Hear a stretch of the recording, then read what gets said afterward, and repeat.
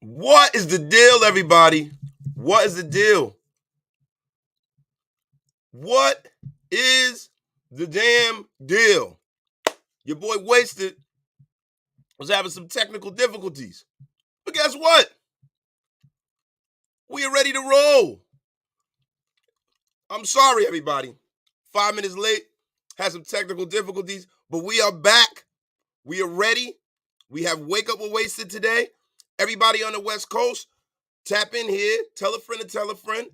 Yo, all my peoples in the comments. My dogs is in a place to be. Robert Davia. Anthony Paventio. My dog. Wishful thinking, brother. Wishful effing thinking. Van City, my dog. Good morning. So there's been reports floating around that McClowney loses today. He could be gone. Do you see any chance of the players throwing the game? Yo, I'm going to be honest with you. No. Their career's on the line too, bro. Their career's on the line too, bro. They're not going to throw nothing, yo. They're not throwing nothing, but I'm going to be honest with you. I said this early this week. It's going to be really damn hard for Mark Davis to sell that we're trying to do anything that considers winning this season or that they're trying to win and they're not tanking if they lose today. One or two things are going to happen if they lose today, right? Now, let's hope that, Derek comes out and he plays well, right? But if Derek has a bad game and they lose, I could see them benching him in perpetuity, right? If we lose one of those games where they come from behind and they beat us, bro, I can really see the owner bending to the pressure of what's going on out here in the media. And I can see the owner saying, man, look, man, we had this plan, but I can't continue to cart you out here anymore, bro, because we are all pissed off. We understand what's going on. We know that they're looking to the future and they're trying to build something and get their own guys in here. And, I've been under the estimation that I kind of wanted them to do that. I want to see what that looks like. We've never really got to see what that looks like as Raider fans, because when Al was in here, it was what Al wanted, and Al had the vision. And when things weren't going a certain way, Al would get rid of you. And then with Mark being in here, he did what he had to do. Like, look, guys, we've been over this. We're not going to start Wake Up with Wasted like this, man. I got to give my salutations and my shout-outs to everybody. My brother Thor's in the place to be. Superhood Tailgate. You already know. The legend Thor's in. Digital presence arrived, as always. My just in blue. I'm up this morning about to get coffee with Wasted Talent, brother. Hope your morning is doing well. It is doing splendid, my brother. What is the deal, bro? Charm City, what's good? My dog, Grab, what's up, man? Back today, y'all stay tuned. Shout out. My brother Wasted, my dog, man. Graf is in the place to be. He is back today, y'all. Y'all know what's going on. It's going to be some major things happening down there at Doc's ENT, man. You never know. Your brother Wasted might pull up down there, too. If the carpet gets rolled out, maybe I can come and wipe my feet down there at Doc's ENT as always, man. But my brother is back in the place to be after a long break, man. The GOAT himself is in the building. That's right, yo. That's my dog. Raider Primos, what's going on? Paul Edgerton coming from all the way over across the pond in England. My dog, what's up? Wasted, my friend. I'm really nervous about this game. We lose this one, the embarrassment will be off the scale. Bro, you ain't never lied about that. That's why they better not lose, bro. Because I'm going to tell you something. Oh, snap. Raid is in a place to be. Another GOAT in this thing, man. Raid is in a place to be, yo. Raid, yo, you know what's funny, bro? My dog, what it is. Hey, Raid, you got any time, bro? Raid, you got any time? Raid, you want to pull up? Let me know, Raid.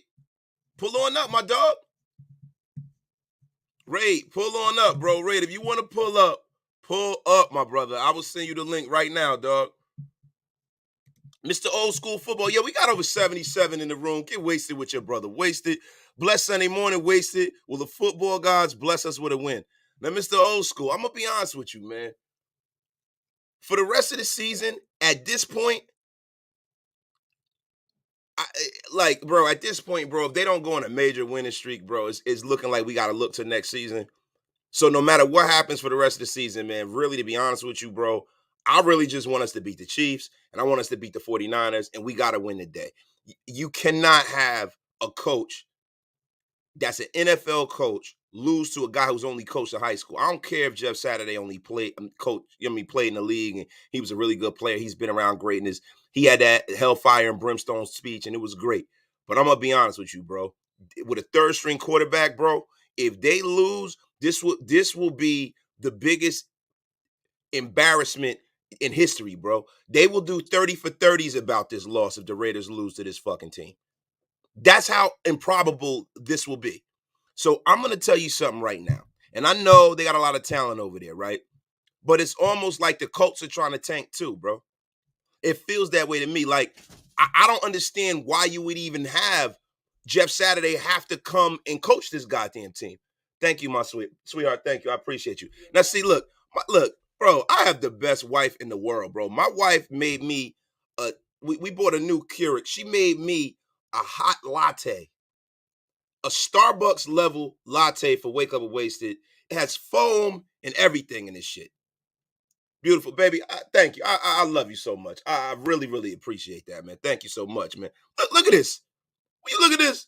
In a Harry Potter mug. She's a big Harry Potter person. She loves this shit, man. But look at that. I got the phone. See, y'all need to step to that. Step to that, man. You need to get you a woman that knows how to make you barista level lattes, bro. Boom, big dog. That's a magical latte, Mr. Potter. You damn right, yo.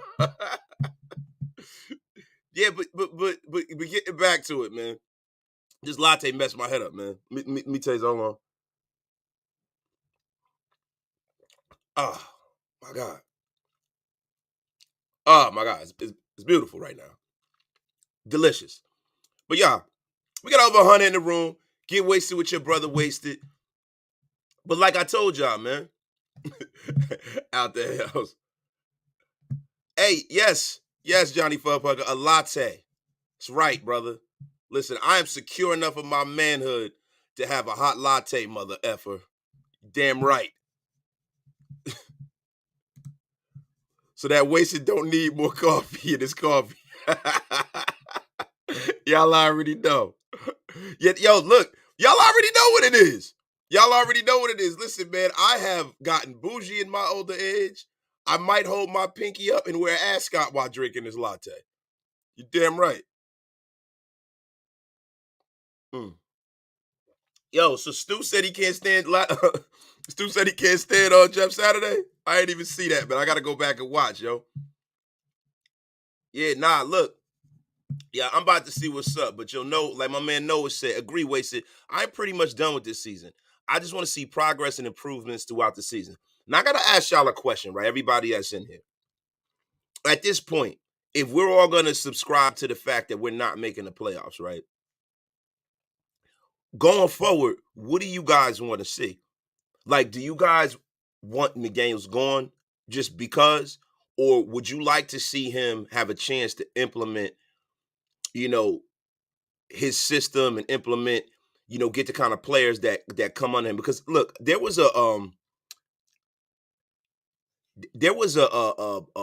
was watching CBS and they have this show with GMs and it's Scott Pioli and Rick Spielman, the old GM for the Vikings, and they were talking about when you get things wrong, when you draft players and all that kind of stuff, right? And Scott Pioli is a guy who hired Josh McDaniels in New England. He was saying how Brian Daboll brought him there and everything, and just went through the whole histrionics of how McDaniels came to be, and how he was saying that needs. Josh McDaniel needs. Sorry, that's the doorbell. Josh McDaniel needs certain kind of players that he can coach. It was certain coded language that I did not like.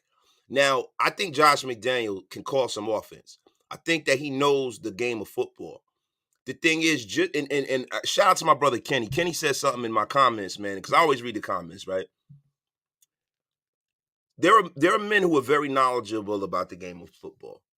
There have been many great coordinators throughout the years, and I'm starting to feel like, and look, we have to see, right? We can't just make that summation this year before the season is over and before we give him a whole offseason. But Norv Turner and Josh McDaniels to me, Josh McDaniels is starting to be the Norv Turner of this era to me.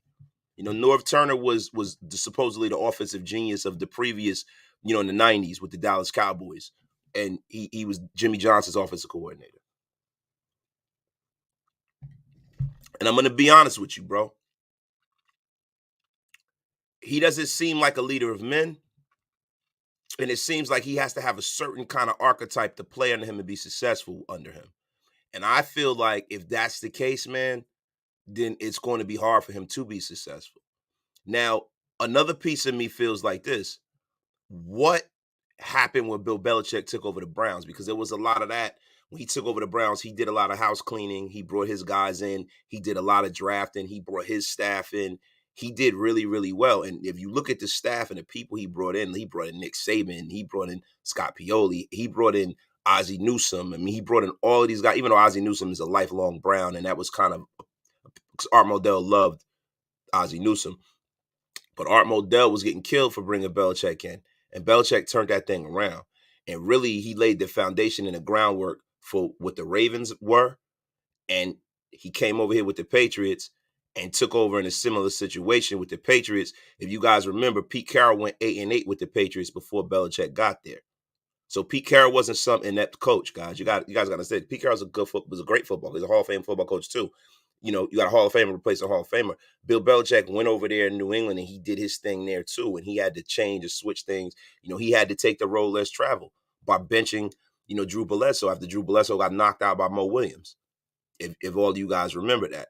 And most people during that era of football, after Bledsoe got back, would have went back to Drew Bledsoe. And the way Brady was playing, Belichick said, nah. There was a lot of things that Belichick did, man, that, to be honest with you, were not popular. And people wanted his head. So I look back at that, and I think does Josh McDaniels have that inside of him? Is he as good of a coach as Bill Belichick? You know what I'm saying? And then I look at his resume, and I look at Bill's resume as a coordinator with Bill Parcells with the New York Giants and with the New York Jets. And I look at how Bill Parcells never won anything without him. You know what I mean? And the defenses that he put together and the coaching staff and the who's who of God. And I look back to it and it all looks very, very familiar. And that's why Wasted is said, let's get a guy a shot. But that all changes today. Because if you lose a game like this today, that means that you do not know what you're doing. You cannot lose this game today. You're playing a third string quarterback, bro. And you got a team that, to me, the owner over there, Irsay, just hired his drinking buddy, bro. You got Gus Bradley on your staff. I mean, if anybody's deserving of a head coaching job right now, it's Gus Bradley. And for you not to hire Gus Bradley, bro, that to me, that's fucking ridiculous. Let me get back to some of these. Bro, because I'm going on quite a rant right now.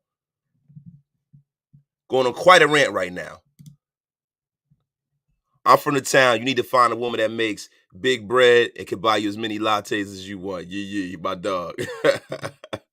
Wasted. Trade the first round pick, stack our draft picks, pick up a quarterback in the second or third round and build that line. See, Mike Downs, whatever we do, quarterback-wise, moving forward, it has to be without Mr. Carr in the center. That's just where I'm looking at it, because you can't build the roster the way it needs to be built with that kind of a contract at the top of the roster and him not being the kind of quarterback that can elevate a roster and make up for some of the deficiencies on the offensive line. So that's the one reason. I think Derek can go somewhere else and be successful. I really do. And I don't want to throw him under the bus for what's going on. A lot of this is on him, and a lot of it is on the coaching staff. It's just the kind of marriage that needs to be broken right now. So what I want to see is I want to see bridge quarterback, year-to-year situation, and I want to see them just bring in quarterbacks. And to be quite honest with you, the guys that everybody in the nation is screaming for, Bryce Young, and CJ over there, Ohio State, I'm cool on both of them guys. The only guys that I've seen right now that I'd be happy if we drafted, and I hope that we draft the second guy I'm going to mention, is Will Levis. I think Will Levis is probably going to be the first quarterback off the board this year once they go through the draft process. Right now, Will Levis isn't as big of a school as these other two gentlemen, right? But Stroud and you know what I mean, Bryce Young are at Alabama and Ohio State, so they're getting all the attention right now, right? But when you go into the draft process and they see Will Levis, they see the size and the arm strength and the height and the weight and everything, he's going to be the guy that jumps off the page. But Hendon Hooker, hopefully, is a guy that we can draft. Maybe we can move back into the first round. Maybe he falls into the second round and we can get him. But Hendon Hooker is the guy I want. But I would rather see us get it like, you know, a defensive, like a special defensive tackle, because they're not growing on trees. You know what I mean? You know, you got that kid at Georgia, man. That kid is an animal, bro. And so if we're up there and we can get that kid, to me, that's where I would go. Because you don't have to draft a quarterback first for him to be the guy.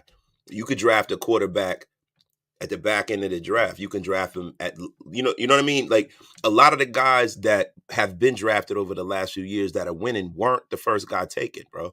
Like, Patrick Mahomes was not the first quarterback taken in his draft. So I'm okay with it. It's not about where you draft him. It's about drafting the right guy. Send it. I'll pull up shortly. Okay, we lit. Hey, Raid, I'm gonna send it to the gram. I'm gonna send it to the gram, bro. I'm sending it to the gram. We got a legend coming in the place to be. My bro Raid. Raid is coming up in the place to be, y'all. Raid, you know your boy's a boomer, dog. I be fucking slow as hell in the chat, yo. I'm slow as hell in the chat, bro. Raid, Raid, I just sent it, dog. Raid, I sent it. Wasted. Completely agree, but we have to give it one more year or we're a laughing stock. Ditch the coach and the organization again. Yeah, that's right, bro. That's a fact. We got our first super of the day, man. My dog, GA Patriot. We definitely need to look at UGA for multiple defensive draft picks, bro. Yes, we definitely do. We definitely do. Georgia's defense is disgusting, bro. Disgusting, bro. We need to get some of them guys, man, up in here, yo. My dog, Mike Downs, thank you for the $5 super. GA, thank you for the $4.99 super, my brother. Completely agree, Wasted. Pick a mid-round quarterback, and I want them to be 6'4", and at least can see the field and can coach him up. Look, Phil Simms says something very, very poignant. He said it a long time ago. He goes, if your quarterback is big, strong, can throw the ball hard, and can move, you can teach him the rest. And a lot of that stuff, bro, when you see the way the National Football League is going, bro, I'm the kind of guy, bro, where, yo, like, I just need to see a lot of the measurables. I need to see a work ethic, and I need to see that they can learn defenses and read defenses, and they can retain information, bro. That's where a lot of it is with me, to be quite honest with you, yo. My brother, Vince Morales. What up, Wasted? Can't always watch you live, station Hawaii, but I enjoy your videos. I don't want to rebuild, but I can't stand McDaniels' face no more. I'm sorry, no passion. Listen, sometimes I can't stand McDaniels' face either, Vince Morales. He's got that Fred Flintstone face. Pisses me off. Sort of punch, yo, like, he has an easily punchable face, bro. We let's be for real here, bro. Look at his face. Look at it. Look at it. He has an easily punchable face. I get it, bro. Vince, I get it, my dog. Yo, salute to my dog, Town Raider is in a place to be. And if y'all don't know, y'all got to get with it or get lost. He got a new channel. Go over there, subscribe to my bro, Town, yo. Planet Raider alumnus. He is moving and grooving and doing this whole content creator thing the right way, man. My dog, Jamal Williams, man. Thank you, brother, for the $199 super, bro. Draft QB Michael Penix from Washington. He nice. Now, see, I've heard a lot about Michael Penix, bro. The thing about it is where you taking him at. Jamal, I'm going to be quite honest with you. If we can get Michael Penix in a later round, I'm with it. I don't want to reach for Michael Penix in the first round. Like, to me, I want one of them kind of 2014 drafts, bro. Draft our defensive cornerstone first, and then maybe get a Derek Carr situation where we get our young starter that works out a lot better than it happened with DC, to be quite honest with you, yo. John Beck. Bryce Young is the only QB to have beaten Georgia these last 2 years, and that's a fact. And that's the thing too, bro. Bryce Young is beating them because he has a team that's equally as talented too. You know what I mean? And then you got Nick Saban, and bro, like it's not like that's some tall order. You know what I'm saying? Like to me, bro, we said what John Gruden at. You never know what old Coach Gruden's gonna pop up, brother. You never know. Remember, the last Raiders head coach to win a Super Bowl didn't show emotion very often, but he did understand defense. And you gotta understand something. That owner that was up in the box, he understood defense as well, brother. He understood the defenses as well, brother. You know what I'm saying? So there's a lot of things that happened in the past that we gotta unlearn, bro, because Al's not watching over everything anymore. We gotta unlearn this. The way Al used to go through and just indiscriminately fire head coaches and shit like that. Al Davis used to have coaches that were just his puppets, bro. John Madden wasn't his puppet. And I think Tom Flores, to a certain extent, wasn't his puppet, but I think Al had a lot of control over that situation. I think that's why it took Tom Flores so long to get into the Hall of Fame. But look, man, we do not have Al Davis owning this team. Al Davis is gone and been gone for a long time. And you got to realize that. So you have to be more patient, because we always knew that the organization wasn't going to careen off the cliff because Al was there when Al was in his right mind and before he got older and stuff like that. We always knew that. We don't have that luxury no more. So that's one of the reasons why I don't like us being just, us going in and just getting rid of guys. You know what I'm saying? Like, it was weird to me, man, like the Dennis Allen firing back in the day. Not to keep going back, but like, Mark had a really he pulled the trigger very, very quickly on Dennis Allen. It's very, very, very weird. Wasted. DT, Brian, Brees, Clemson. We need a loose screw in the D line, and he is one of them. Bro, let's hope he's there in the third. I don't think Brian Brees is gonna be a first round pick though, bro. God damn, this shit hitting different, yo. Wait. It's like Step Brothers. Wasted. Yeah, you're right, bro. Man, we can't have a QB whose name is one letter from penis. Y'all tripping, bro. Cane Town, only you would think about that. Pause. Super pause. Cane Town, yo. Come on, bro. Cane Town. You slipping, dog. Slipping. I can't believe you would even think of something like that, bro. It's time for me to, man. Angry man, what you doing here? Man, sit your ass down. It's about that time for you to sit that ass down, Cane Town. What the F is wrong with you, bro? The F is wrong with you? Wait a minute. My opinions. How bad is the NDD beating us today? I bet on the Raiders. I probably threw my money away. My opinion, bro? My opinion, bro. Bro, you are the Maloik, bro. You are every week you come in here with the jinx. Jesus. Tyler Van Dyke was recently mentioned as a fit for the Raiders. I got to check our tape on him. I haven't seen much of him either, bro. I got to check him out too, my dog. Caleb Williams might look nice too late, and when he comes out, it means we had another bad year. I know, Daniel Kim. I mean, bro, come on. This is a bad year, dog. No matter which way you slice it, even if we can make a little run, this shit is a bad year, dog. This ain't what we expected. This ain't what Devontae Adams expected, bro. My dog, Ghost Sniper Gaming, thank you for the $5 super, my dog. So we are giving McDaniels a pass for the way the season is playing, going off into a season rebuild. Ghost Sniper, it's not a pass, bro. You got to give him the same liberty you gave Gruden. Gruden came here and got rid of everybody, right? And it was a pretty good football team, so we thought, that had went to the playoffs the year before. Not that year before 2017, but 2016, right? And then we all thought in our mind, well, Carr wasn't healthy for 2017, so we're going to move ahead and we got a playoff roster. This is what we thought. Gruden went 4-12. We said, look, we're gonna let Gru build this thing. We're gonna let him get Carr right.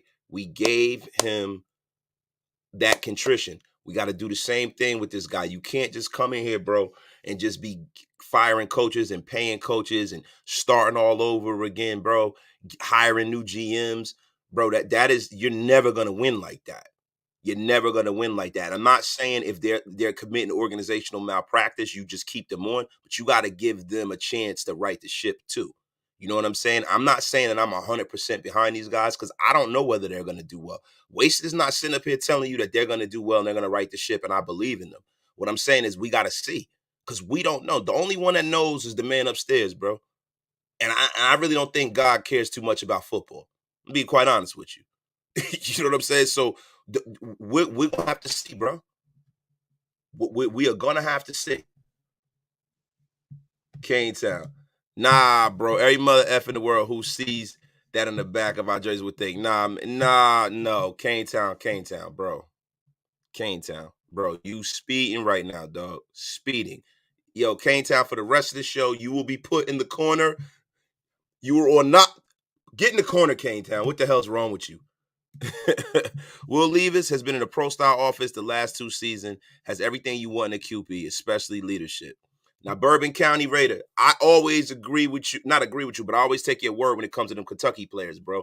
You are a Kentucky fanatic, and you always give us the real, bro. So, look, if that's what you're saying, bro, look, I like what I see from Will Levis. I don't think we're gonna be the worst team in football, bro. I just don't. And then the thing is, whoever has the number 1 pick, you got to ask yourself, are they going to go quarterback? Most likely they do, or they're going to somebody's going to trade out of it. And I don't want to give up crazy draft capital to move up and take Will Levis. Like, look, if Arch Manning is up there or some shit like that, then that's a different story. If Andrew Luck is up there and I got to move up to get Andrew Luck, cool. I'm not moving up to get Will Levis, bro. Because there's not a whole lot that separates him from, to me, Hendon Hooker. Even though Hendon Hooker is bigger, I mean, Hendon Hooker is not bigger, but Hendon Hooker is older. I like Hendon Hooker, bro. Like, I'm going to be honest with you, dog. My dog hit stick. Wasted. I think we should draft Will Anderson from Bama. He's one of them ones. Yeah, you've been saying that too, hit stick. I got to look at him more, bro, because to be quite honest with you, I haven't really watched a lot of Alabama, bro, because Nick Saban really pissed me off when he went after Deion, bro. I don't like that shit. And I've really been watching a lot of HBCU football. I've been watching a lot of Jackson State. I've been watching a lot. For my enjoyment, I've been trying to support the historically black universities. So I haven't really watched a lot of big time college football. But, you know, I've been watching film on these guys. I haven't really been watching the game in its entirety. And to me, I feel like that's the reason why I get a lot of guys right, because I watch them play games. I don't just watch little clip. Like when you watch guys and you evaluate them as a YouTuber, right? Because we're not like, yo, we're doing this. This is something we love to do. When we do this shit, you have to look at this shit in its entirety, bro. You can't just look at, somebody puts up a highlight film of them, because that's showing all their best plays. You gotta look at everything. 4-12, 7-9, 8-8. Started the last season 3-2 before he resigned. That's right.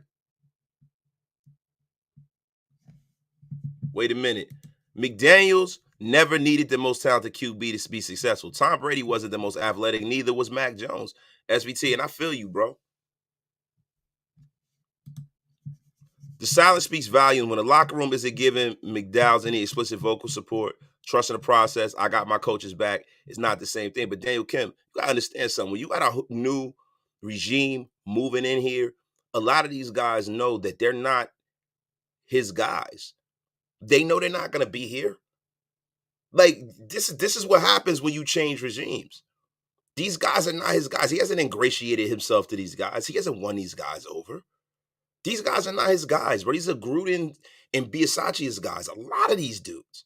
And then the other guys that they brought in are guys that are already connected to people in the front office, and really, they don't have to say anything. Nobody's sticking a mic in Brandon Bolden's face, bro. Nobody wants to know what he got to say. Oh, Jacob Johnson? Who's sticking a mic in front of their face to know? The leaders of this team, the one guy that has come out and said, yo, you know what? I like this coaching staff and I support what they're doing. I think they know what they're doing. I trust them. Is Devontae Adams. To me, that speaks volumes. If Devontae's saying that, then to me, that's everything I need to know, bro. That's everything I need to know, brother. Renegade, my dog. We added to this football team. With Gruden, he got rid of people off the bat. McDaniel just can't haste it and say you have to cut ties before the season. A mutiny in the locker room. It's early enough. just can't hide it. Hey, Gabe, you got to retype that, bro. But I think I understand what you mean, bro. I think Gruden getting rid of people off the bat was the wrong thing to do. To be quite honest with you, I like what McDaniels and him is doing, because the thing about it is when you get a new organization, right? That's what happens anytime you bring in a new coach. Unless these people are studs and are superstar players, and the Raiders don't have a lot of superstar players, bro, they're not going to keep you. Because you don't, if you don't fit, they got to evaluate whether you fit or whether they got something to work with. And if not, they're going to move down the line. The Raiders didn't have a lot of superstar players. So what are we talking about? Kenny, my brother, it's way too early to be talking about who to draft. Kenny, bro, I'm going to be honest with you, bro. For me, like that's always something that I keep omnipresent because of the way the season is going, bro. Like if you think that this season, no matter what, win, lose, or draw, right? We win a day, we go on a 4-game winning streak, right? We get excited. Bro, win, lose, or draw, you got to think on that level, because short of us going and not losing another game for the rest of the season, bro, we're looking like we're going to be in a situation where, yo, we're going to be in the middle of the pack on the outside looking into the playoffs. Like, let's just be for real here. And the fucked up thing about it is that this was the year, had everything gone the way it should have gone, and we would have won these close games, them 50-50 games like last year, we actually could go to a Super Bowl this year. The AFC is not what everybody thought it was going to be. There's going to be a team this year that wins this Super Bowl that nobody expected, bro. Like, we could beat Kansas City, bro. We could beat Kansas. The only team that I see that just looks like a really tall order in the AFC to beat is the Buffalo Bills if Josh Allen is right, because of the way that they play, their style of play. They're so physical. You know what I mean? That doesn't really bode well for the way the Raiders play. You know what I mean? But the rest of these teams, bro, man, we could beat the Chargers, bro. We could beat the Miami Dolphins. Like all of these teams that's at the top of the Jets. Come on, the Jets are a joke. We could beat them, bro. We could beat these teams, bro. This would be the year we could make it to a damn Super Bowl. First year had everything worked out properly. Raider Gay, we added to this football team. Gruden got rid of a lot of people off the bat. You just I thought you retyped it, bro. But yeah, Kenny, I get what you're talking about. But yo, you kind of have to, bro. It's hard to evaluate Hooker because of the system they run. It's so fast paced. They catch a lot of defenses off guard. It makes it easier to make read and plays a pro style could expose him. Bourbon, my thing is, if I don't take Hendon Hooker in the first round, bro, and I got him as a project, I'm just looking at the measurables. He's 6'4", he's big, he's strong, he has a fucking laser rocket arm, he can move. I could work with that. You know what I'm saying? Like that's where I'm at with it. Now, if he's smart, then we good. If he's smart, we good. We get a bridge quarterback and let him sit there. Yo, I'm good with that, brother. It's a complete evaluation. Height, arm strength, game managing, how they have pocket awareness. You can find that in big guys now because they're drawn to it. And that's a fact, my brother. Marcus Howard, anything to fit the narrative. You have to have a QB that can get out of the pocket and run. There's no place for one-dimensional quarterbacks in the NFL like Carr in today's NFL. Yeah, man, guys are so physically talented now. It's very, very hard. Ready Gabe hack. Okay. All right, bro. Kevin Castro, what's good, bro? Devontae was saying it's player execution that's the problem. He's been saying this since week 5. Raider Primos, I've been saying that too. People don't know what execution means. Everybody thinks they was throwing the coaches under the bus, and he's really he's not throwing anyone under the bus. He's keeping it for real. Like, yo, you getting paid a lot of money. You're professionals. They're putting the plays out there. The ball's getting in your hand. You got to execute, bro. Kenny. Okay, all right. That's y'all talking. My bad. I messed it up. LV Raider, you're completely right. We have to move on from Derek Carr. That's a fact. Walt, Ray Nation Unlimited. I heard Devontae Adams said Carr never throws in the ball unless he's completely open. Discuss. Bro, we've said that. Devontae Adams said, listen, if you waiting for me to be single covered to throw me the ball, then I'll only have 4 catches a year. Bro, this is who Derek Carr is, bro. And the problem with all of this is this. Look, man, you'll never get as high as you fell when you play with Aaron Rodgers, bro. That's the problem. You used to have playing with a guy who is one of the most physically talented quarterbacks in the history of football, bro. Like ridiculously talented, unbelievably talented, unbelievably gutsy. There's going to be an issue there. So basically, at this point, we know that Devontae Adams is not handcuffed to Derek Carr. That narrative is out the window, and that's a good thing, right? So you could bring a young boy in here, and Devontae Adams could take that young pup and go like this. Listen, young boy, when I go like this, I'm open. Similar to what Randy Moss did with Dante Culpepper. Dante Culpepper was like damn near MVP of the league. I think, did he win MVP? Did Dante Culpepper win the MVP? Guys, I forget it. I'm getting older, man. Did Dante Culpepper win the MVP one of them years? Look, man, sometimes that might be better than having a seasoned guy. Just having a physical freak at quarterback, tossing it up to Devontae with all of the weapons that we have here and that they're going to bring in. Maybe that might be something that we want to look into. Y'all, we almost got 200 in the room. Get wasted with your brother. Wasted. Y'all already know, man. LV, people act like this is a good team. We have a bunch of good players. I'm glad they're going to blow this abomination up. And see, that's the difference between, when you grew up in a certain way, when you're used to the Raiders having the kind of team that competes every single year. And to now, like, bro, we don't have a lot of great players on this roster. We got a lot of decent players on this roster. We got one great player. We got possibly two. We got Devontae Adams. We got Max. And from there, now you got a bunch of guys that we value more than the rest of the National Football League does. Like, listen, when I see Trayvon Merring, man, I see a guy that maybe was better in the cover 3. That's the way it's looking to me, my brother. Marcus Howard, y'all want to lose on purpose. That's not a true rated.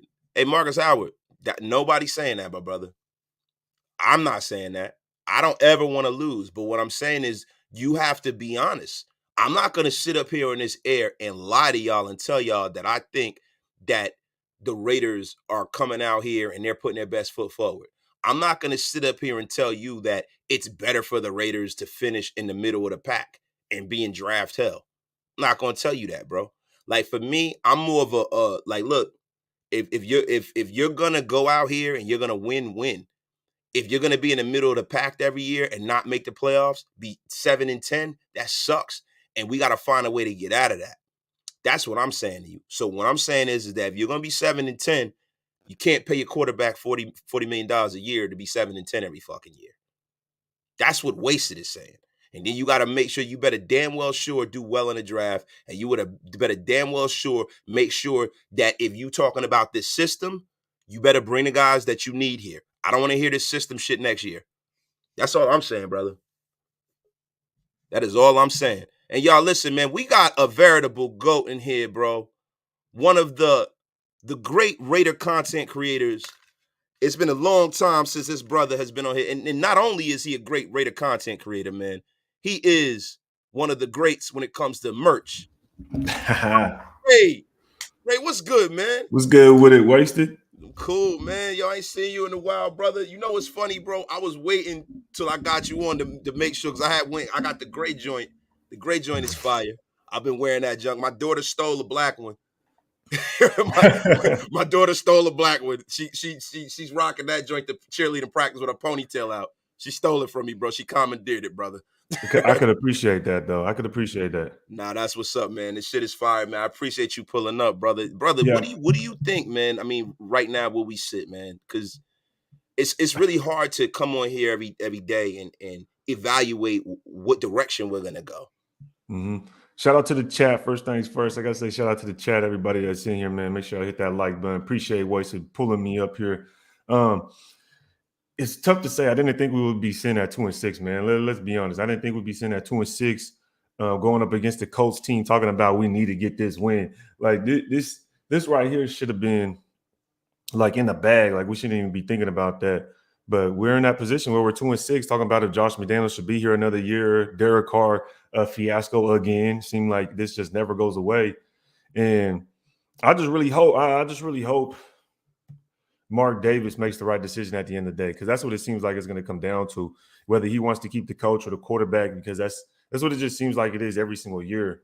But right now, man, it's hard to put a finger on it. And I seen Shout out to our guy Kenny. I seen him in the chat. But we got to look at the draft. You got to start looking at the draft at this point because, you got to look forward. You got to look ahead. Sitting at 2-6, it doesn't seem like we're going to make the playoffs. So I think it's right that we do look at the draft, man. So I agree with you on that. We got to start figuring out what we may potentially be doing with a top 10 pick.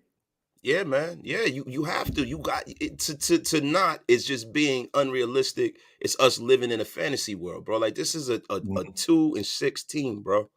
For us to go on a run that would matter would be unprecedented. So for us to win a few games, all we're doing really is shooting ourselves in the foot. Now, I don't like to. Now, real quick, man, let me read this real quick. And the doc says something that was hilarious. But wasted. You forgot about Daniel Carlson, the sniper, to go down as one of the greatest field goal kickers. Bro, Daniel Carson's cool. But bro, I'm not gonna sit up here and call him like, Jan Stellerud or fucking a kid they got there and with the Ravens. Like he's a really good kicker. He has been, but he hasn't had to make any kicks that has like where the money's on the table for the playoffs. And you know what I mean? He did last year, so let me not say that. But he's got to do more for me to put him in that air. And wait, he is one bright spot at least. Yes, he is. He is. Yeah. But bro, like, all right, so going forward, right? Mm-hmm. If we lose today, I am under the estimation. Now, I've been a guy where I say we got to keep McDaniels and at least give him the end of next season, right? Correct. But if we lose today to this abomination over there in Indianapolis, how can you sell to the fan base that we're a fucking coherent front office and coaching staff losing to this, bro? Like, how can you? Like, what do you think we do? At some point, let me ask you this. Are we intentionally tanking or not? I think that's what we have to ask ourselves, right? Bro, I'm going to be honest with you, man. And I talked about this with Graf, bro. I hate saying stuff like this because I don't like to put – I like to put information out there. I don't like to put affirmation. But I'm not dumb, bro. If the owner is going in and talking to this guy after the games, I don't think them conversations are some hellfire and brimstone conversations, bro. I think it's like, yo, bro, what you think? Yeah, man, this team ain't it, bro. Look, man, do what you got to do. You good with me. We solid. Fuck it. We got to get this, that, next season. It's on the next season. That's what I think. I don't think that they're saying, yo, we're going to intentionally lose games, but I don't think they're trying to win them either. You know, I know that sounds weird, right? But I feel like it's almost like they're running the team like they're evaluating the roster like it's preseason. I mean, is that fair? Like, I feel like, so I guess that is tanking. Yeah. So we're intentionally tanking. So, and when you put it that way, then it's almost like, how bad are we going to tank? We got to lose to the Colts then, right? Because the Colts, we obviously are tanking. Now, the thing is, you can't lose to the Colts. So it's almost like it's going against each other at this point. You see what I'm saying? Like the Colts are so bad that even though we're tanking, it's like we still can't lose to them because we don't have enough tanking power right now compared to the Colts. Yeah, sitting there losing to them. So I don't want to win any more games. Like, to be straight up, I don't want to win. I don't want to win any more games. Like, there's no point in my eyes. There's no point. I don't want to sit here in the offseason going into the draft talking about we got the 14th pick. Yeah, that's what I don't want. You know how pissed off I'd be? Mediocrity hell. Exactly. That's what that is. That's mediocrity hell. I can't fuck with that, bro. Pretty much. I'm going to be honest with you. Yeah, I would be pissed off if that happens because you know what's going to happen is the person right before us is going to pick the best damn defensive player we could have possibly gotten. Something crazy like that is going to happen. It always happens like that. It happens every single year. Bro, like Quinnen Williams or somebody. You like, motherfucker, thank you, exactly. Right there. I'm just like. Quinnen Williams, Derwin James. You talking about Vita Vea was right in front of us. We were trading back and shit. And it's like. Bro, the only thing about Derwin James, bro, we could have taken Derwin James. We passed. Yeah, we could have. Yeah, we passed on Darren James. Like that was just bad drafted. He was my guy that draft. Florida? Yeah. Yes. I was like, this guy, Florida, oh, we got to get him. And we didn't. But it's ridiculous. Man. I don't want that 14th pick. If we're going to be in a top 10 pick, please just make sure it's a top 10 pick. Like don't start winning these games, win week 14, win week 17, and then all of a sudden we drop down in the draft board hella far. I wouldn't want that to happen. Now, I'm not a fan of tanking. I'm just not. Obviously, you don't want to lose on purpose. So there's a huge contradiction in that at that point. Am I just at the like I had asked you? My whole question is: at the beginning of the season, was this an intentional season to where we were going to be like, all right, we might be tanking, or was it we just started out so bad that it's like, yo, we're going to start tanking? You see what I'm saying? Yeah. So there's just that ultimate question right there to see what happens. I assumed we were going all in this year. I did too, but what I think they did was I think what they did was they said, look, man, the one thing we got to do is that we got to not line Derek Carr. We have to see what we have in Carr. Mm-hmm. And I think that's why they put that trap door in his contract. Mm-hmm. They said, look, we're going to publicly support him, right? But privately, we are still evaluating him. Mm-hmm. So what we have to do is we have to give him a number one receiver because he has not had that in a long time. What we're going to do is we're going to build this thing around him, and we're going to give him a running back. We're going to give him Hunter Renfrow. We're going to bring his buddies back. We're going to give him the tight end. We're going to give him everything weapon-wise that he can ask for. We're going to give him the big receiver. Everybody says, oh, he needs a big receiver. He hasn't had this as Andre Holmes. They give him Mac Hollins. They give him a myriad of talent, backup tight ends who could be starting other places in the football. So he has really no excuses. And at this point in his career, if you have to give him a Pro Bowl offensive line for him to be successful, then that means that he's not your guy. Yeah. So now you got a decent offensive line. The offensive line really hasn't been the problem, to be quite honest with you. It's really just been him, to be quite honest with you. It's been ball placement. It's been a lot of things. So what they did was they said, listen, if Derek is who we think he can be, then we are going to win. But if he's not, then let's pull a plug. Yeah. And week one, we saw. we saw what time it was, yo. Yeah. It was definitely tough. And the thing with Derek Carr, I was such a big advocate last year because I felt every excuse and every reasoning and everything that I gave to defend him, he has now. He has now, in my opinion. You have Devontae Adams. We kept saying he doesn't have wide receiver one. You lose Henry Ruggs, all this stuff going on. At that point, there was a point we were 5-2 last year. Yeah. Right. And then all the fiasco happened. And then it's like, okay, you can't put the blame on Carr. And that's where I was with it. I'm like, you got to give this guy a fair chance to actually evaluate him. Right. We go into 2022. You get Devontae Adams. Josh Jacobs comes back, having his best year since rookie season. We're talking about over 100 yards in 3 games, 150 yards in 3 games in a row. So Derek Carr got some running back doing that. You get Devontae Adams. The offensive line isn't abysmal as everybody's saying. I'm not trying to hear none of that. It's at least the offensive line is at least average. Okay. Yeah. Not every single offensive line is great. Is not every single offensive line going to be an ultimate wall, and not every single good quarterback has that. Not every single good quarterback has Devontae Adams, right? Or Hunter Renfrow, for that matter, or a guy rushing for 150 yards in 3 games in a row. So when you talk about last year, everything that I said he needed, he got it now. He has it now. So now he got the contract. He got the confidence behind the regime to say, you're on this team. So for me, it's just hard to defend Carr at this point. And I'm not saying he's a bad quarterback, but I'm not saying at this point right now that he has proven to us, he's proven without a doubt that he is a 9-year veteran quarterback in the league.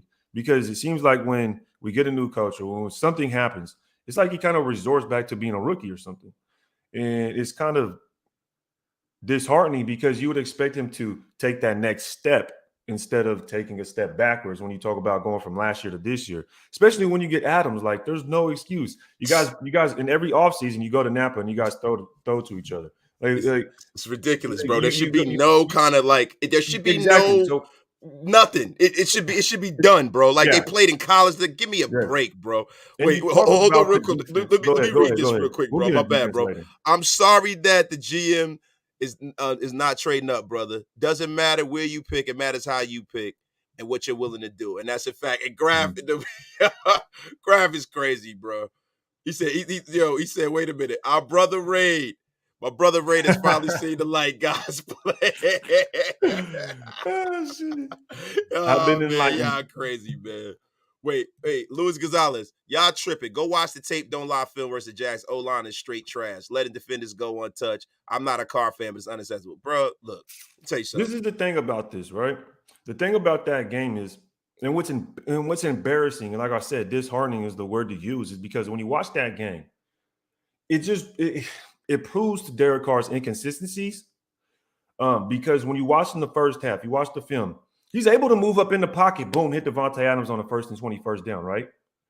He's able to move up in the pocket and hit that in the first quarter. He hits Devontae Adams wide open a couple times in the first quarter. But then as the game goes on, you get in the second quarter, he hits the defender in the back instead of hitting Abdullah in the hands, right? Yeah.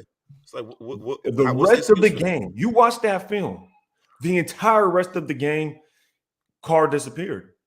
He stopped moving in the pocket, looking downfield to throw the football like he did in the first half. And if you sit there and tell me, oh, well, the offensive line is bad, the offensive line did the same thing they did in the first half than they did in the second half. And then also, if you watch the other flip side of the ball, how many times did Trevor Lawrence have a free blitzer going straight to his face and he made a play? Bro, almost 75% of the time, bro. And see, I think the problem with a lot of our fans is they don't watch other football teams. You get into this like Raider ethos where all we do is watch the Raiders and all we do is watch Carr. And then you go and you watch other quarterbacks who are just going and adjusting, stepping up in the pocket, climbing the pocket, and doing what needs to be done. Now, I gotta address this really quickly. And I normally don't address this. Marcus Howard, yeah, are you switching up? Channel not gonna grow now? What are you talking about? See, Marcus Howard, let me explain something to you, Ray. I gotta do this. Marcus, you speaking to two guys, right, who are very accomplished men. We do this shit because we like doing it. We love the Raiders. We love talking football. Ain't nobody tripping off of that shit, bro. Like, so all of that, your channel not gonna grow. Like we don't give a fuck. We're gonna tell you what we think, and we're gonna tell you the truth. And if you don't like it, bro, then if you're a Carr guy, then God bless you, bro. But I'm not gonna sit up here and bullshit you, and neither is Ray. And Ray, you can speak on that if you want to, bro. But don't come here with that disrespectful shit. Yeah, it's all good. As he says that, 2 super chats come in, so let's go ahead and move on. Yeah, but bro, yeah, and even that, bro, like, shout out to bro. Ghost Sniper. Shout out to Ryan Washington, man. Shout out to Raiders Primos too, man. Yeah, don't let the door hit you on the way out, brother. Yeah, bro, like, please, bro, like the fuck you talking about? Like this. Because I'll even add this, right? Josh Jacobs. I wasn't an advocate for Josh Jacobs. This last season or this whole offseason, I wasn't an advocate for him. He came in this season and blew it up. He came in this season, he's been rushing like a madman. Yeah, now if I were to say, yeah, Josh Jacobs is playing good, am I switching up? If that's where for me, I'm evaluating him based off of what I've seen. The last 2 seasons of Josh Jacobs, he didn't do what he's done this year. Did you know Josh Jacobs this year already rushed for what he did last year? So at that point, would I say that he's having a good season compared to last year? That wouldn't change anything. If anything, I'm just evaluating based off of that. And that's my point with Derek Carr. So I think people just have this attachment to Carr, and they all of a sudden it's not even about the sports anymore. It's not even about the game anymore. It's not even about what we're watching anymore. It's just more about being a fan of that specific player.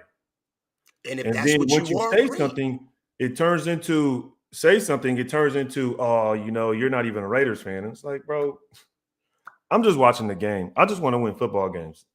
Okay, bro, that pisses me off because, Ray, look, man, let me tell you something, man. I am in my mid-40s, bro.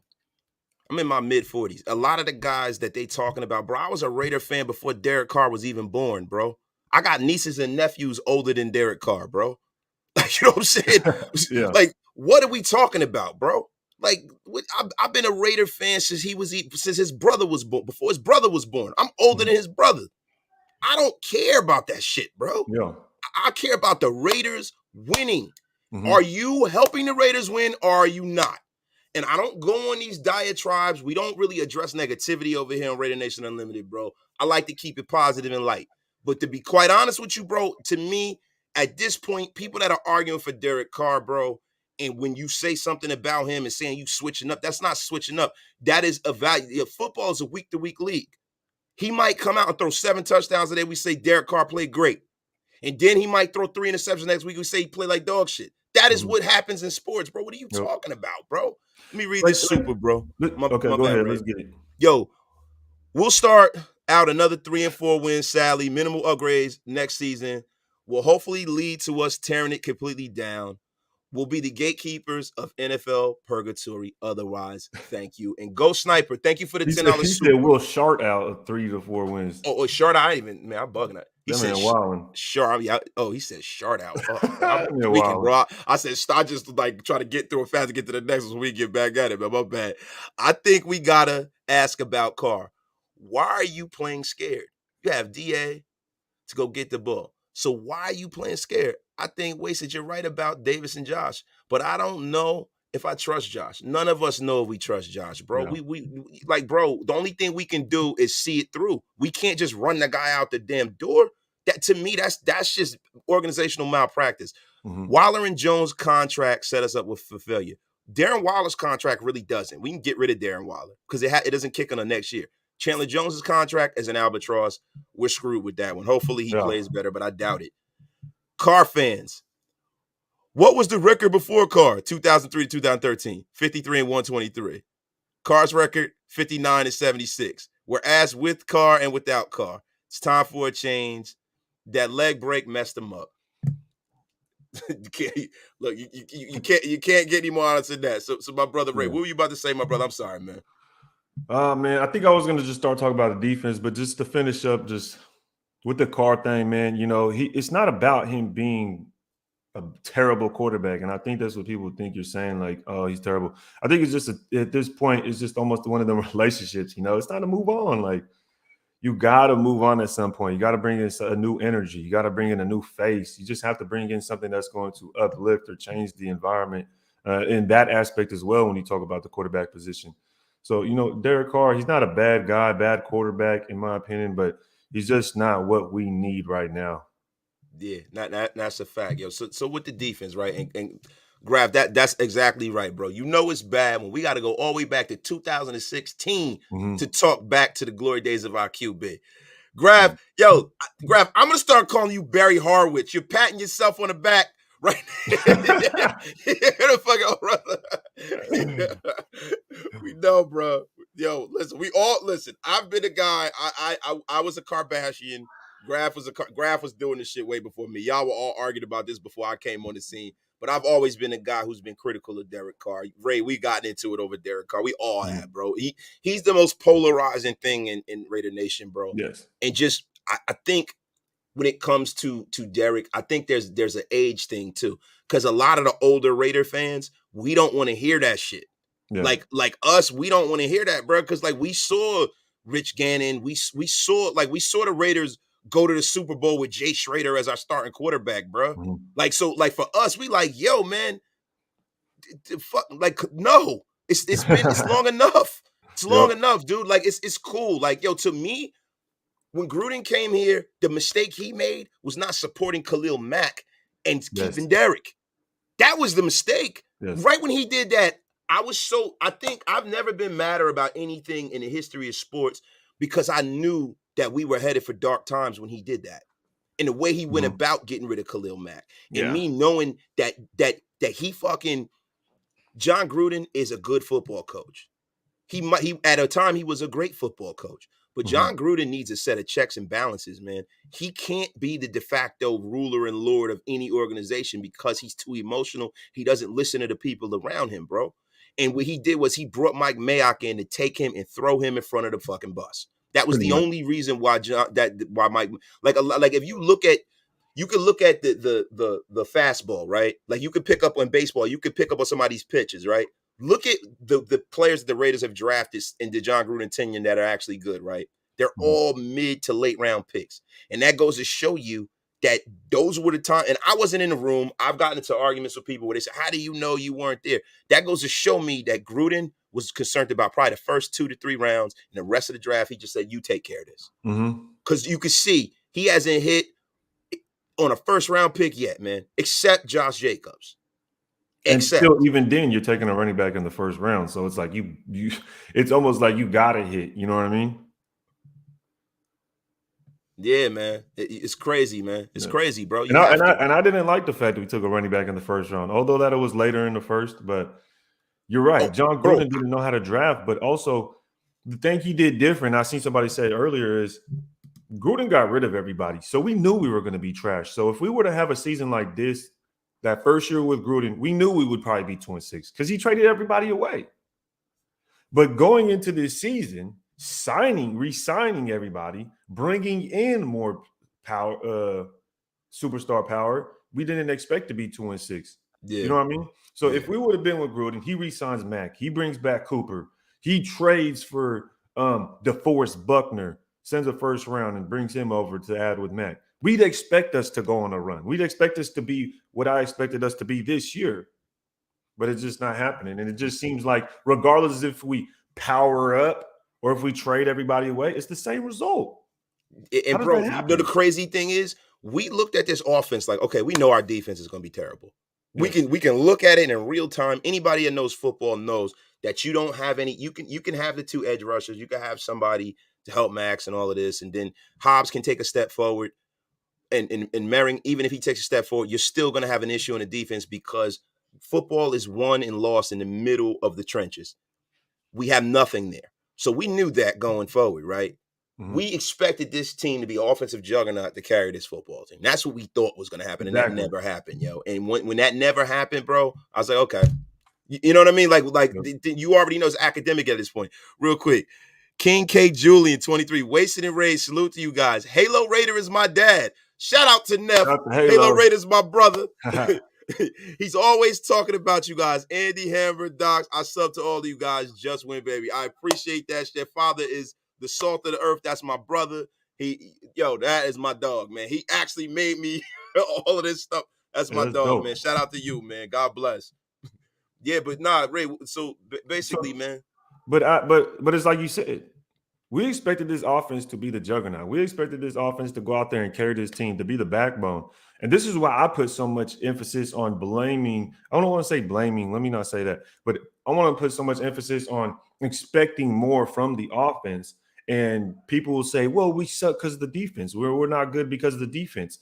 And, I put a tweet out and it pretty much just said, I would rather get rid of Carr, build up the defense, and bring in a young quarterback. And some people would say, well, why not just build up the defense? It's like, well, how are you going to do that when you got to pace everybody on the offense? Are you going to do that just through the draft, or are you going to try to bring in proven talent as well? How are you going to be able to do that? If you get rid of Carr, you got $30 million in your back pocket. You're saving $100 million long term. You know what I mean? So it just doesn't add up. You're not going to be able to keep everybody on the offense and build up that defense. Now, if we're talking about just strictly through the draft, then I kind of get it. But then you're only going to have nothing but a bunch of rookies on the defense at that point. And you're not going to have any proven talent. And if I were to tell you right now, if we traded a first and a second and for Roquan Smith and DeForest Buckner to play on our defense, instead of sending a first and a second for Devontae Adams, I'd expect our defense to be better. If we would have got Derwin James instead of Colin Miller, we had Roquan Smith and DeForest Buckner, I'd expect our defense to be carrying us. But that's not right. The case. The case is we got Colton Miller. The case is we sent the first and the second for Devontae Adams. The case is we got a first in Alex Leatherwood, who ain't even on the team anymore.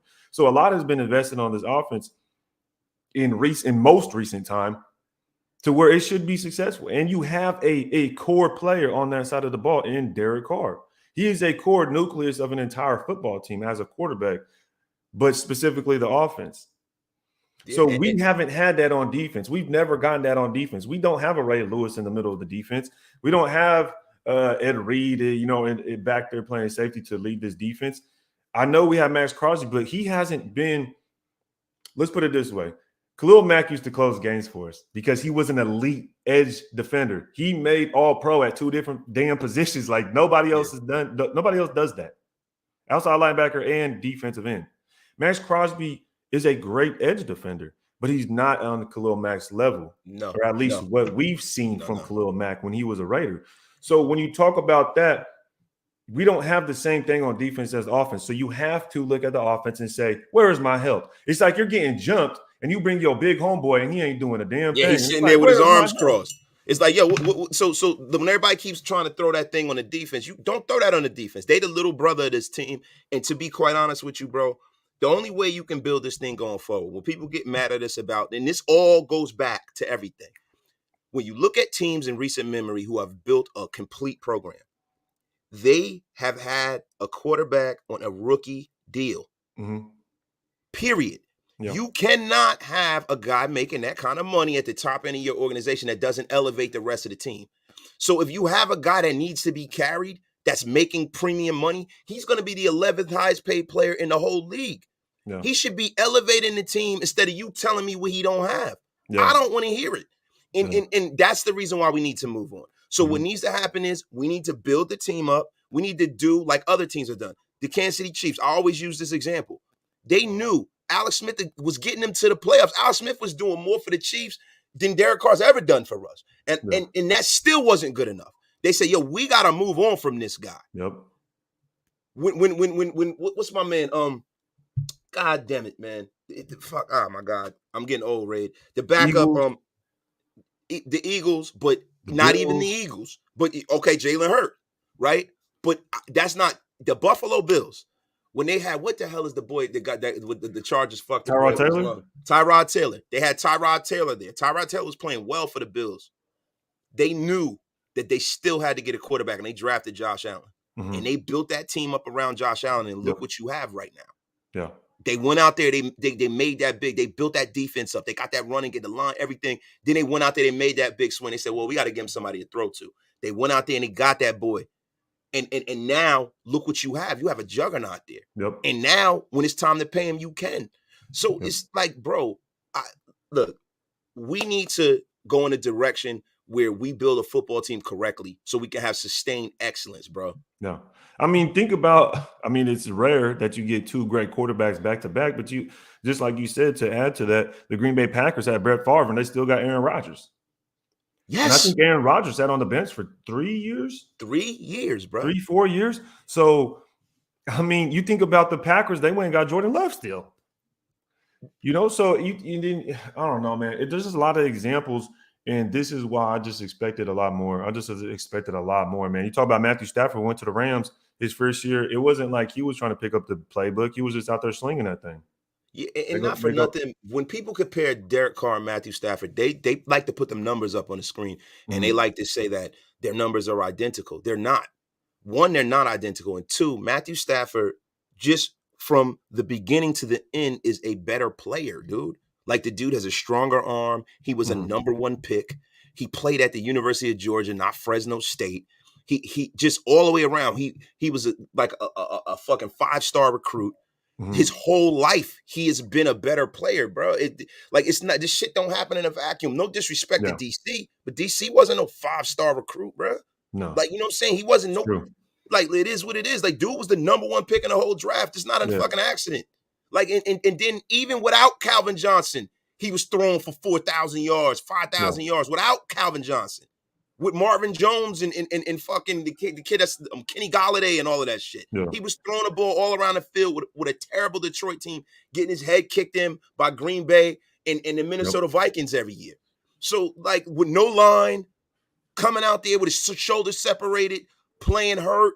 Like, Matthew Stafford, he's different, bro. Like, I don't want to hear that shit, bro. They're not the same kind of guy. Really quickly, Carr fans, when the last game, Carr won for the Raiders. Josh Jacobs won both of our games this year, paying him $40 million next year to be a game manager. I'm sorry, I'm not for that.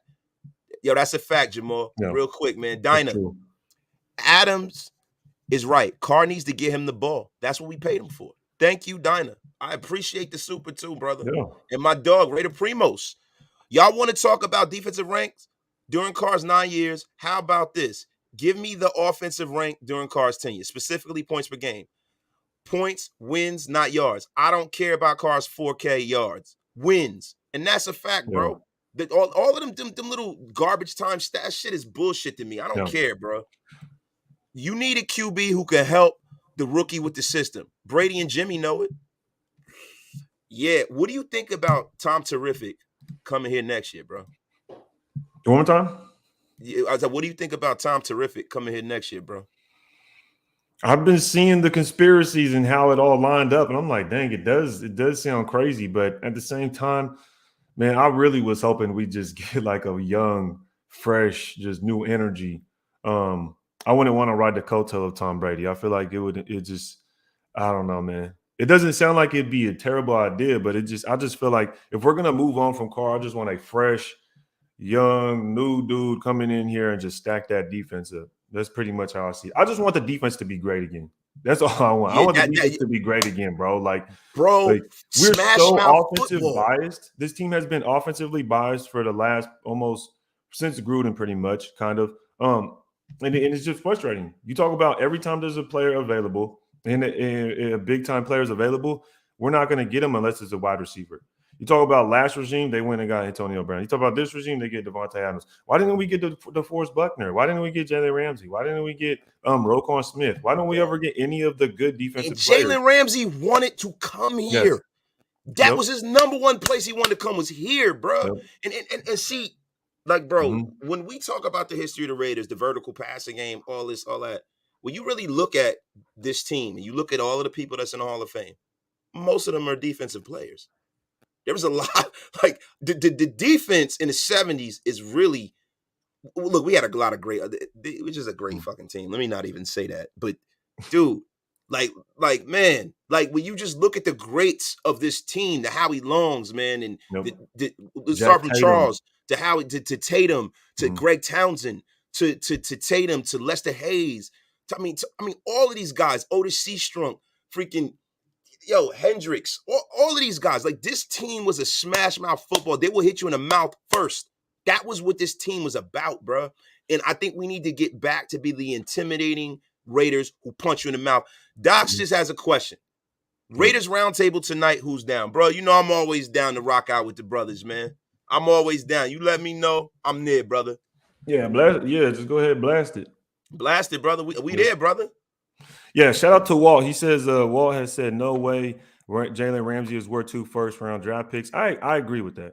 And I think that's why we ultimately didn't get him, because the Rams just offered way, way more than we were willing to give. And I think that's why he ended up not being a Raider ultimately.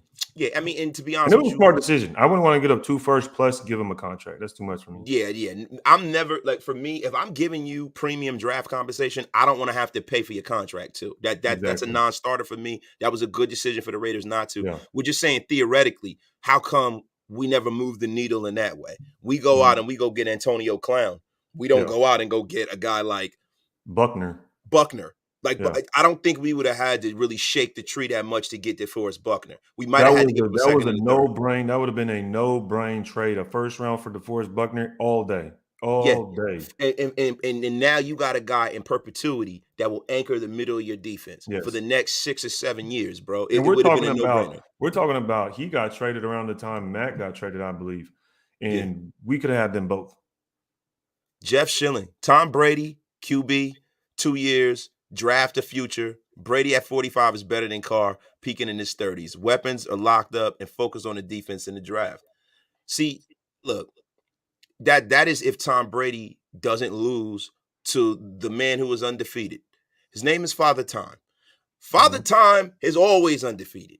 And to be quite honest with you, I see some things, I see some kinks in Tom Brady's armor that people aren't seeing.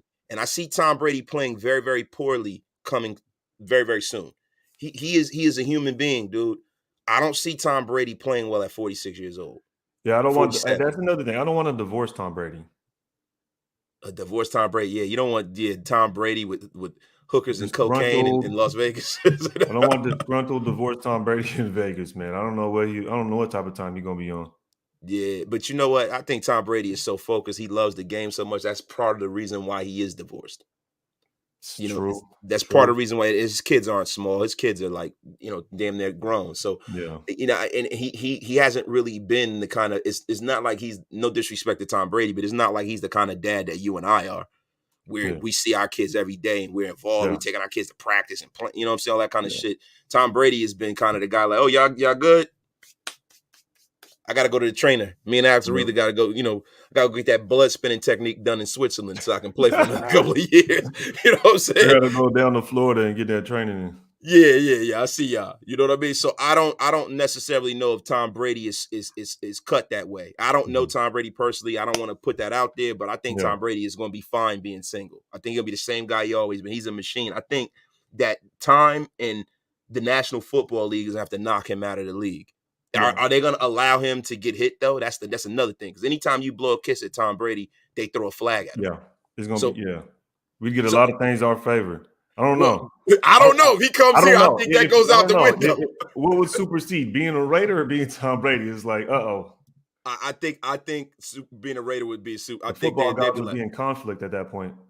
I think the refs are turning back on Brady because he's old. They're like, they be like, motherfucker, you got one more year left. You a Raider now. Fuck you. They'll start letting people hammer fist him to the top of his head and everything. Bro. Yo, he'll be taking him out, bro. He wouldn't last. He would not last. No, Brady will come here and people will start T-bone slamming him. He wouldn't make it 4 games here in Las Vegas, bro. Graham Cam said Tom looks stressed. He probably is, bro. He probably is. It's tough, man. I can imagine. I can't really imagine that. Yeah, man. Yeah, they say, yo, bring in Byron Leftwich and Brady. I'm cool on Byron Leftwich, bro. I'm cool off Byron Leftwich. I'm cool on him, bro. I'm cool on him. If we can, real quick, let's talk about the defense because we haven't really got a chance to really iterate and have dialogue on the defense. We're saying that 26th, I believe, right now in points per game, giving up.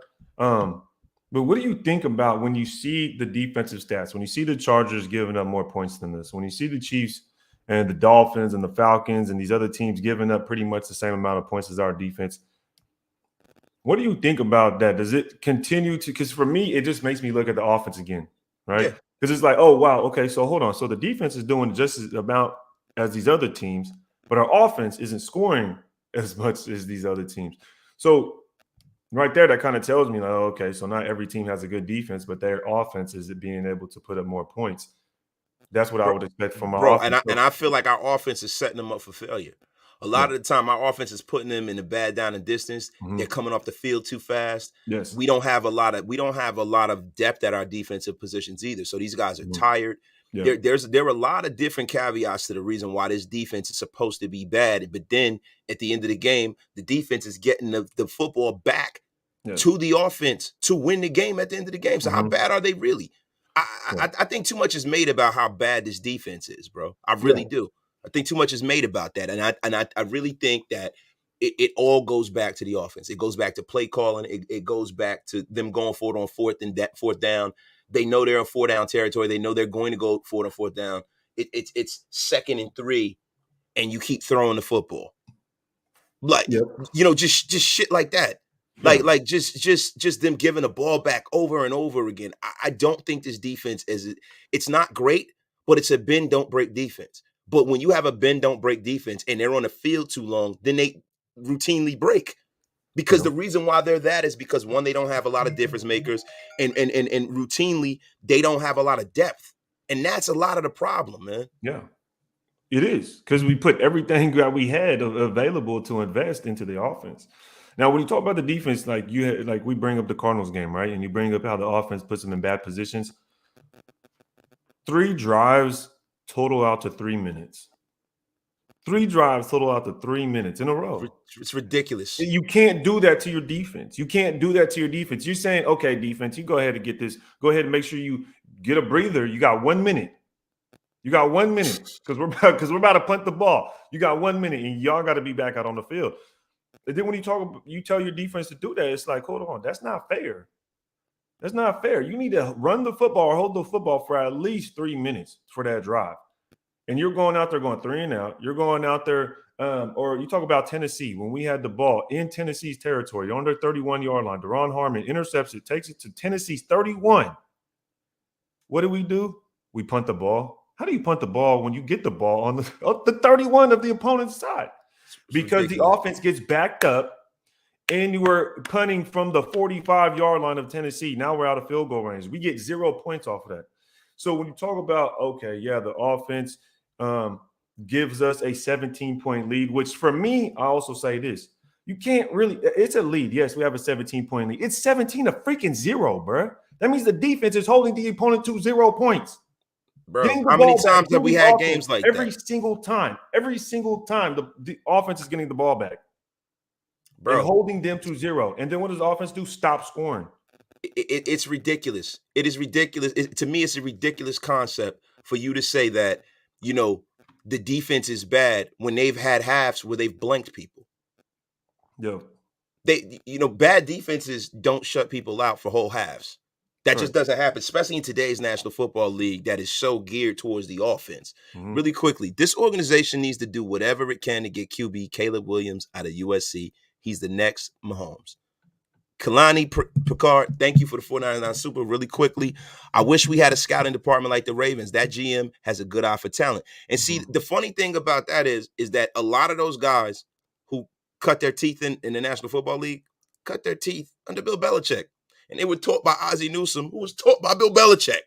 So it's like, bro, that's one of the reasons why I'm kind of like on the fence with these guys. You got guys all over the league who are succeeding who cut their teeth under Bill Belichick, bro. And people are saying, oh, well, Belichick doesn't have good head coaches. But a lot of times they go and they try to be Bill and they're not themselves. And I think that's a mistake they make. But you got guys all up and down football from, the Scott Pioli's of the world, for the Thomas Dimitroffs of the world who have done well with the Colts, not with the Colts, but with the Falcons. Thomas Dimitroff did well with them, got them to Super Bowls. Scott Pioli did well when he was with the Chiefs. You know what I mean? And with the Patriots. And you look at what's going on with the Ravens. You look at what's going on with Brian Daboll. You look at what, Belichick, even though Belichick and Saban are kind of contemporaries, they're peers, they coach together. Like that all matters. Yeah. You know what I mean? And I want a chance to see it through. That's all I want. I want to give them at least a seat. Like if we're in the same boat next year, I am going to be the first one at the front of the mob with my fork and my flames saying, get this guy the hell out of here. Yeah. But right now I can't do that, bro. You got to give them a chance, man. Yeah, if he starts like this next year, he's going to be fired. Yeah. So wait, we could be undefeated with this defense right now. Think about that. And that's a fact, bro. We definitely could, because there's not one game this season that I could see us totally losing. And a lot of people will use the argument, well, last year this team was a playoff team. Last year, this, that, and the third. Well, last year the offense was actually closing games. Last year the offense would go down in the final drive and score. They would actually score points within the few final drives, which this year the defense has done the same, or if not better than the defense last year, because of how many times they will stop the opponent when we have an opportunity to score and take the lead. So every single game, there's not one game this year to where the defense did not allow the offense multiple chances to score points in order for us to get a lead. It's never happened. It's never happened. So you're telling me that every single defense that we face is able to stop our offense? That's ridiculous. But you're not going to use the same thing in the other perspective. And that doesn't make sense to me. It doesn't make sense to me. Bro, I just think there's a lot of Carr dysmorphia. There is a lot of blame sharing, and there's a lot of low expectations in our fan base. People have saw this team backdoor our way into a playoff berth.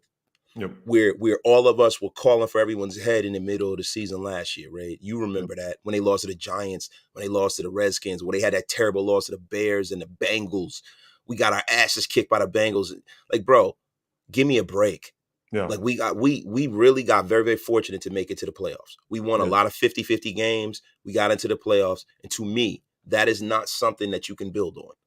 No, that's not that was an outlier. There's always one team every year that nobody ever expected to make the playoffs and make the playoffs, and we were that team last year. Yeah. What we want as a fan base, and this is what I want, and Ray, I can't speak for you, but I know you're a football man, is what you want. I want a team that every year we're chalk in the playoffs. Every year. Like the Chiefs, that they're chalk. Write them in, write the Ravens in. For years it's been the Steelers. You write the Steelers in, they're going. That's it. Patriots, you write them in. That's it. They're going to the playoffs. And then everybody else, y'all got to fall under that. That's how I want us to be.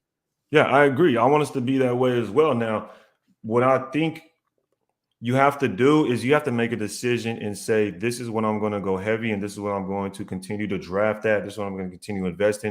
And it seems like that's the offense, right? I kind of talked about it. We invest in the offense. We're offensively biased. But I don't feel like we continue to stack those chips. And you had brought up the Ravens earlier, and this is what I mean.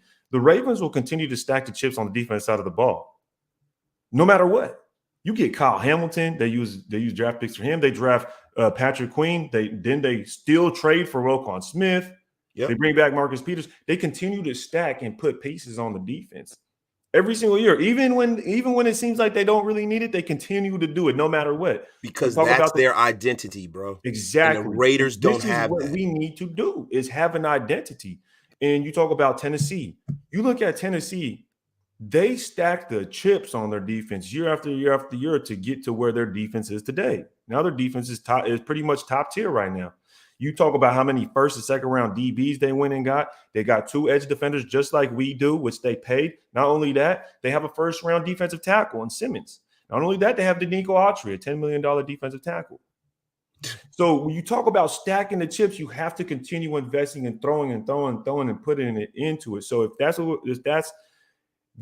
that's how you become successful on a certain side of the ball, then that's what we need to do on the offense side of the ball. If that's what we want to continue to be investing in and have our identity.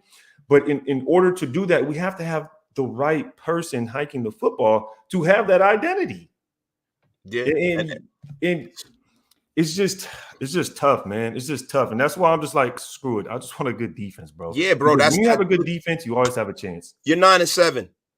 Right off the rip, if you have a dominant defense, you are 9-7. Well, not 9-7 anymore. So I guess you'll be 10-7 every year. Every year, you're at least at the baseline 500 if you have a great defense. Yes, easily. Every freaking year. And you know what? It's time to be logical. It's time not to be hyperbolic. And it's time for the Raiders to go out there and get this dub. Now, we didn't break this game down a lot because, look, there's so many injuries. There's so much bullshit going on with this game. We don't know who's doing what. We know that Jim Irsay is trying to tank because since his father's died and he's owned this team, he's had Peyton Manning and Andrew Luck. He doesn't know how the other half lives. So he's trying to get another quarterback. We can already see what's happening. Yo, Indiana, Kentucky's very close. I'm sure he's trying to tank to get that boy Levis.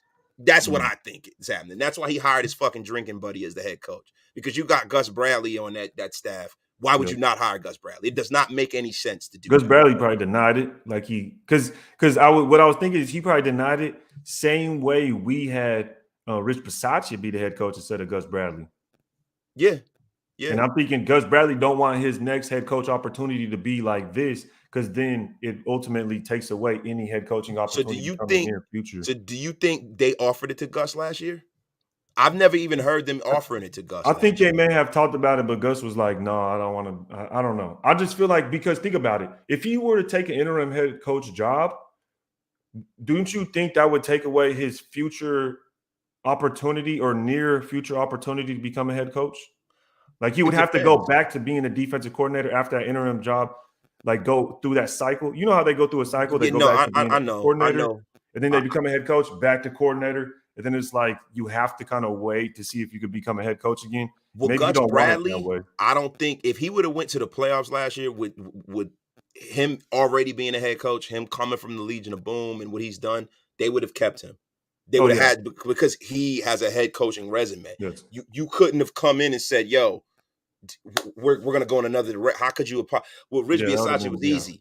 It was easy to do that. He didn't even have his own playbook, nothing. No head coaching experience. It was easy for them to sell that to us. You couldn't have sold us if Gus Bradley would have got us to the playoffs. Oh, that's our guy. That's it. Yeah, easily. So I think there's only 32 jobs in the league, right? I think Gus Bradley would have took the Raider job. I personally think he has so many of his guys on that defense, so many people that he had a hand in bringing here on that side of the football. He definitely would have took that job, I think. Yeah, so do I. Luis Galvez wasted. McDummy needs to go. He's not a head coach. He won't rally the troops and get them ready for war. No player is going to be running through a wall for him. Get rid of him and hire the 49ers DC. Luis Galvez, bro, I think that's a real short-sighted way to look at things. Was that D'Amico Ryans? Yeah. That's very short-sighted at this point. I wouldn't mind D'Amico Ryans, but you got to give him – bro, you can't fire this guy in the middle. Come on, bro. Yeah. And this is the thing. Mark Davis doesn't fire coaches first year. Like we and this is another thing. I want to go ahead and give Mark Davis credit, even though we're 2-6. I want to give this guy credit because I see him getting bashed. I see him getting just thrown. He's just getting messed up, Mark Davis, right? He's getting blamed for the last 30 years of dysfunction for the Raiders. He's only been running the show since 2011, 2010, or something like that. 2011, bro, and it's fucked up because his dad didn't do him any favors, bro. Just organizationally, forget the football side of things. Yes. They were the second poorest organization in football. They had the worst stadium in football. They just financially, his father's getting sued. His father owes all kinds of money. They were going to take the team from his mother. Dude, this guy has so much a shit sandwich. There's no money. Like they don't. It's not like most other The organizations stadium is where falling apart, man. You're pissing in bathtubs. You've been to the Coliseum? The bathrooms had bathtubs for urinals, and five it's people like would a line holding up. cell, bro. It's like, bro. It's And you ridiculous, look at the bro. stadium, like you see the Raiders Stadium, bro. That's crazy. The Raiders Stadium is crazy right now. You talk about he's holding down the Aces, and they just won a championship. So it's not like he's stupid when it comes to business. Like I don't think he's that dumb when it comes to the business side. Yeah, he's not dumb And at all. He's actually exactly. brilliant. People are stupid. Like you get like this. Mark Davis needs to go. Magic Johnson. Why would you? Magic Johnson has never done anything in sports. Like people are so. You guys really think Magic Johnson had anything to do with the Dodgers winning? He's just a name. They put him. He doesn't make any decisions. He probably owns like 5% of the Dodgers. Not even. Not even. Yeah. All he is a fucking figurehead. He's a face. He's a personality. Even with the Lakers. Yes. He didn't make any fucking decisions, bro. Yeah. Like he made no decisions, bro. Magic Johnson has nothing to do with any of the success of the teams he's supposedly attached to. He's an ambassador for Los Angeles because he's Magic Johnson. Yes, that's what Magic Johnson is being good at, being Magic Johnson. He would come here with the Raiders and wouldn't know a goddamn thing about football. And for you to say that Mark Davis needs to go, why? Why? Because he got you a new stadium? Because now the team is valued probably at the top half of the league teams where they would at the bottom third when his father could never get another team for him, when he's gone out and he shows you that he wants to win because, there are a lot of owners, bro, like the owner of the Miami Dolphins. Stephen Ross does not care about winning. No. And he showed that he doesn't care about winning. And listen, Magic didn't get LeBron James. LeBron James got LeBron James. LeBron James said, I'm coming to Los Angeles because my kids are playing basketball out there. I got a house, a mansion. Magic ain't do that shit. Bron wanted to be there. And now the Lakers are fucking, they probably wish they didn't get LeBron James. LeBron James made more decisions for the Lakers than Magic did. Like, come on now. Yeah, man. Magic didn't do shit. That's why Magic said, I'm not going to be here. I would have to say this, though. We got to stop putting the 30 years of dysfunction on Mark Davis. He's only been in charge for the last 10 years. You talk about that, there's only been 3 regimes. He gives each regime time. You talk about his first regime, we went to the playoffs. After we regressed, he fired him. He brought in John Gruden. We made the playoffs. And obviously it was a fiasco. He fired him. He brought in something new. So I like how he goes about it. I like how he gives regimes time. And he gives them time. There's a plan, obviously. And he knows how to handle the business. Yeah, he does the opposite of what his old man 10 years, we've had 2 playoff appearances. I'm not too mad at that. Because we're coming off of 20 years prior, almost 30 years prior of dysfunction. And he had to go through, like you said, go from the Coliseum, go from lawsuits, the front office. We're talking about the president that was here for 20 years that we had to replace because he was tax embezzlement or something like that. Yeah.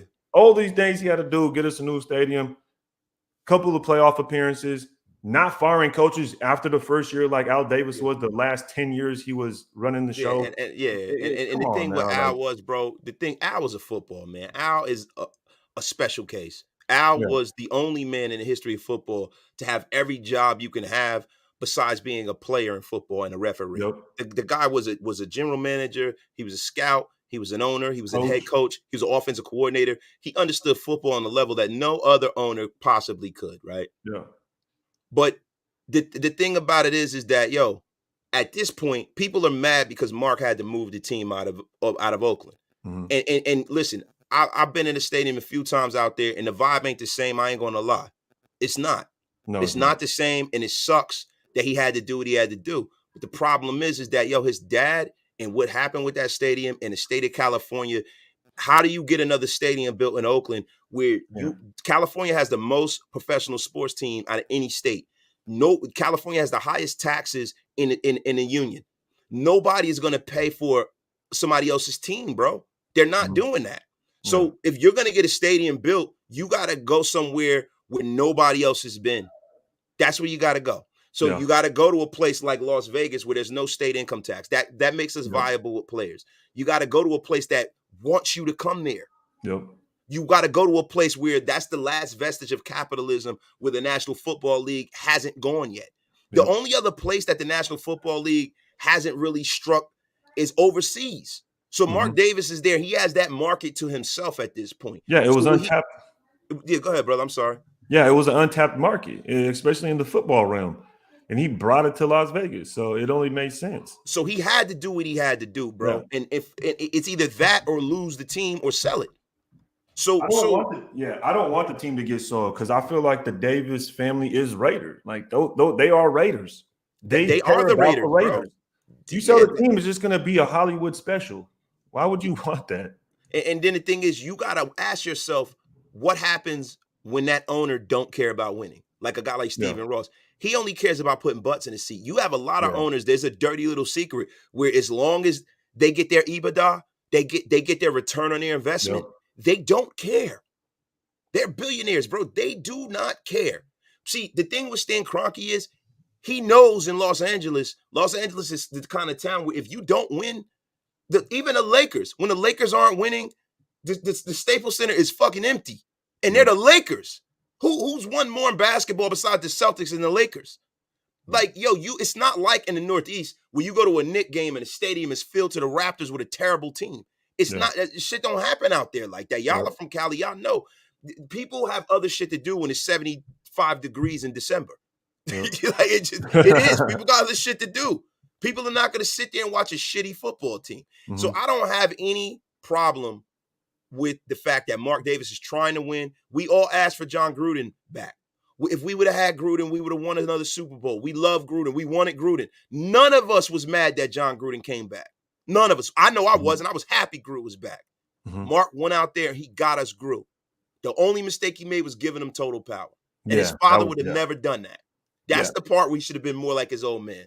The Brady thing, the Brady and Gronk thing, maybe that would have worked. Maybe that wouldn't have, but it would have been nice to see.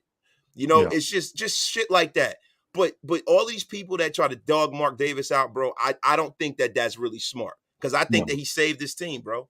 He did. I feel like he really did.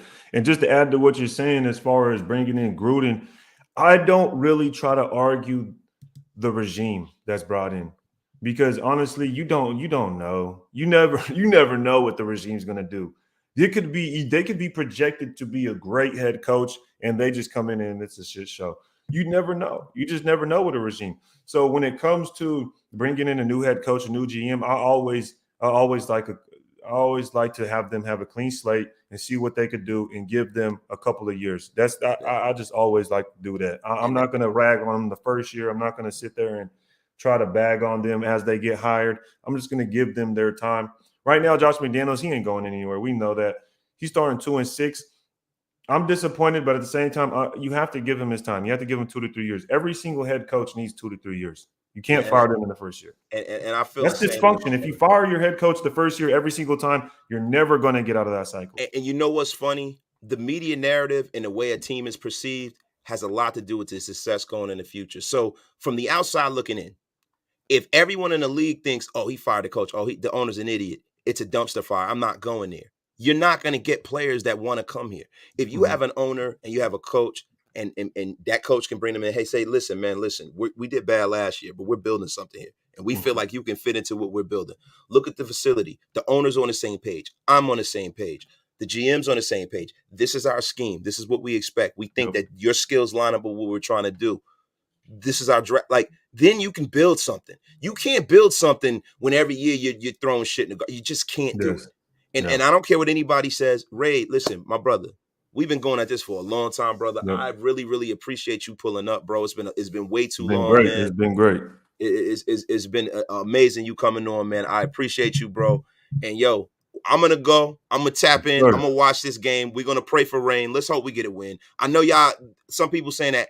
I just don't want us to become the laughing stock of the National Football League losing this game.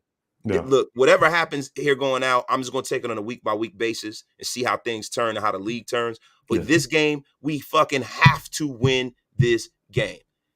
You know what I mean? Yeah, and without a doubt. Go out there, win this game. BF Boyd, bro, we're not saying it's all Carr. We're not saying it's all anything.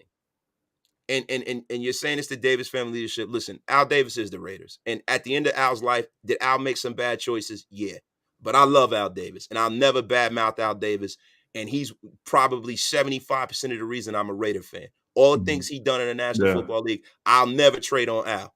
At the end of his life, and all the winning we did previous to this and all of the strides he made in football, bro, with hiring minorities and women and just everything, him forcing a merger of the National Football League, just everything he stood for, stepping away in the mystique of the Raiders, just win, fucking everything Al stands for. That is the reason why I love the Raiders. Yeah, it's more than just a team to me. So you know what, bro?